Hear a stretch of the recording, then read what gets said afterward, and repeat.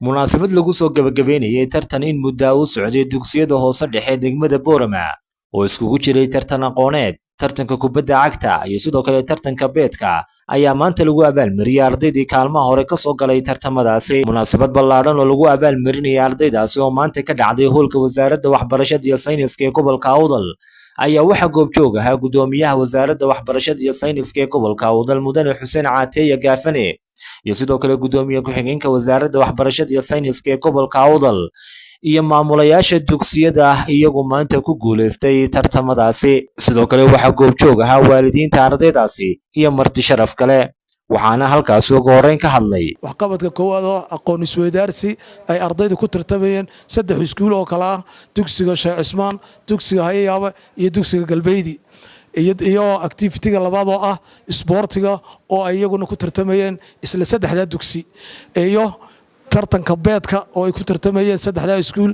iyo tartanka hal abuurka suugaanta oo iyaguna ku tartamayeen 3 iskuul. runtii tartankaasi wuxuu dhacay si nadiif ah oo turxaan lahayn. iskuulkan maamulaha ka ahaa oo tartankii la qabtay sanadkanna dugsigayga qaaday, aad baan ardayda ugu mahadcelinayaa iyo macallimiintii ka soo shaqaysayba. inta looga dilinaya waa intaan kolkaa aad bay u mahadsan yihiin mas'uuliyiinta dhammaantood halkan noogu soo jeediyey aqoon isweydaarsiga. Guddoonka waxbarashada gobolka Xuseen Caateeye Jaamac iyo gudoomiye ku-xigeenka iyo dhammaan mas'uuliyiinta wasaaradda waxbarashada sida habsami u socod kale ee u soo qaabeeyeen, u qabteen, una hirgeliyeen, una dhameeyeen shaqadii ay ka wadeen magaalada Boorama. waxaan hambaliyeynayaa ardayda ku guuleysatay, gaar ahaan ardayda waxbarashada ku guuleysatay, ardayda sportiga iyo hablaha dhalinyarta ee hal abuurka la yimiday. muhiimadda aanu ka leenahay ujeedka barnaamijka loo qabto sanad walba waxa uu yahay kow in la isdhexgeliyo ardayda ama ay kor loo qaado isdhexgalka ardayda iyo in extra curriculum activity-ga la xoojiyo. wasaaradda aad baan uga mahadcelinayaa, doorkeedii way qaadatay.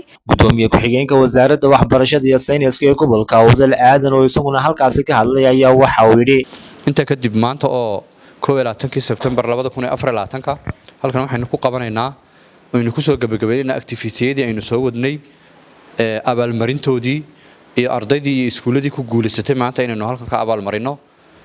sida la soo sheegay 4 activity baynu soo qabanay, 4tii waa lagu kala guuleystay. waxaana ugu badnaa iskuulka activity-yada ugu guuleystay dugsiga hoose dhexe ee Hayayaabe oo maamulka yahay Cabdiraxmaan Jaamac Warfaa. iskuulkaas waxaan leenahay aad iyo aad baad mahadsantihiin, congratulation. iskuulka kale ee isna guusha soo hooyay waa dugsiga hoose dhexe ee Maxamed Cabdi Dambiil Galbeedi oo isna ardaydii ku guuleysatay beedka ku tartamaysay. waliba ardaydaasi gudoomiye si gaara beedka markii lagu riday malqaacada way la orday ardaydaasi. anu waxaan ogaa iyadoo lala gurgurto dirqisaa loo socdo inantaas halkii loo jeexay ilaa halkii kale orod bay ku tagtay. waa arrintan ka yaabay. hablaha kale ee la tartamay iyagana kama u dhicin beedkooye, inantan way ka tallaabo horeysay. xabad beedii maalintii halkii kuma jabin oo kuma khasaarin. marka ardaydaasina aad baan ugu hambaliyanayaa. runtii activity-yadani waxay ka baxsan yihiin waxa la dhahaa extra curriculum-ka, wixii la dhigayay galaaska lagu dhigayay wixii ka baxsanaabay ay ahaayeen. waana wax ka mid ah waxbarashada qayb ka mid ah.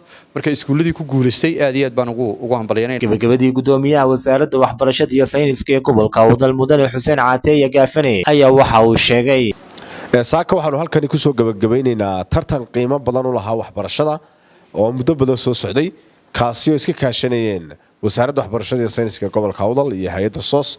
tartankaasi sida la soo sheegay wuxuu isku jiray 4 activity oo ka qayb galeen 6 dugsi oo ka mid ah dugsiyada publica iyo dugsiyada private-ka.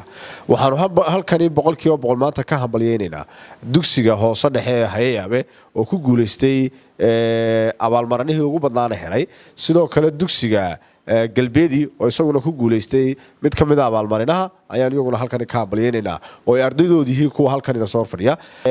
ka wasaarad ahaan waxaa laga go'an tartankani in la ballaariyo, in la gaarsiiyo gobolada degmooyinka kale gobolku ka kooban yahay iyo waliba dugsiyada kale maanta fursad u heleen inay ka qayb galaan. taasina anaga ballaarin doona, waana ku hawlanahay qorsheeda hadii la ilaado. tartankani wuxuu ku koobnaa dugsiyada hoose dhexe, sidoo kale waxaan rajaynayaa inaanu gaarsiino dugsiyada sare isaguna inuu gaaro. 100% waad mahadnaqaynaa. arday kasta waxaanu guddoonsiin doonaa jaayisadii iyo abaalmarintii uu xaq u lahaa. dee sanadka dambena waxaa laydinka doonayaa dadaal inaad dadaashaan tartanka aqoonta weliba ardayda ku guulaysatay fasalka 8aad ee dugsiga Hayaabe waa laydinka doonayaa inaad dadaalka halkaa kasii laabtaan imtixaan baad geli doontaan oo idin sii socda dee aqoontaad halkaa ka qaaday waa inay ka muuqato imtixaankiina dambe haddii la yidhaahdo. waa Jamaal Cumar Tube, telefishinka caalamiga ee SOTV magaalada Boorame ee xarunta gobolka Awdal.